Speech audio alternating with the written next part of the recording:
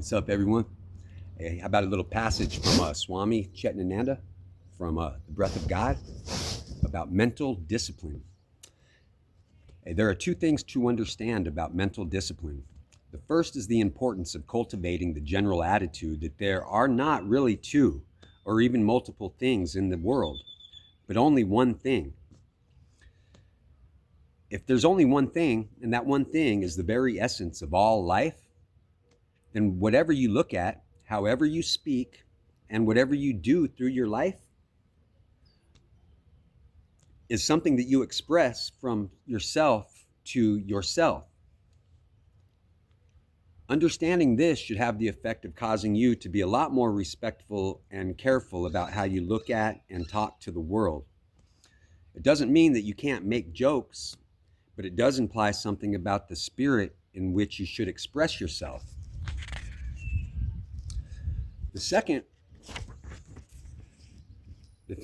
thing is that from this attitude of oneness, this holistic perception that there is fundamentally no separation between yourself and anything else, you should also try to understand non-attachment. The various tensions you experience, the guilt, the fear, the ambition, and the greed are really your attachments to your different attitudes and apprehensions and desires and attachments to misunderstandings. And a different way to put this would be to say that tensions are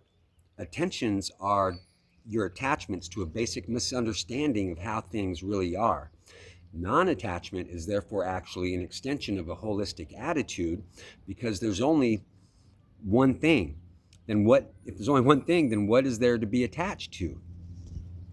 Understanding that there's no justification at all for any of these attachments, slowly you cultivate within yourself a state of complete inner peace. And this is the state in which you can begin to explore the vitality of your innermost self, which is also the inner self of everything. Then there's no need for attachment to anything. After a while, living with a holistic attitude and with non-attachment brings your mind to a state of total dynamic stillness. It is then that the panorama of the vitality of the inner self are displayed to you as the form of the whole universe. And this can come only from a mental discipline that overrides all of your conditioning to think, to relate and behave according to an entirely different track. Think carefully about how a person with a holistic attitude might express himself or herself toward others and toward the various difficulties that he or she encounters in their life. Think about it deeply, so that as the different circumstances that confront you arise, you have already done some preparation, and this is the essential mental discipline needed.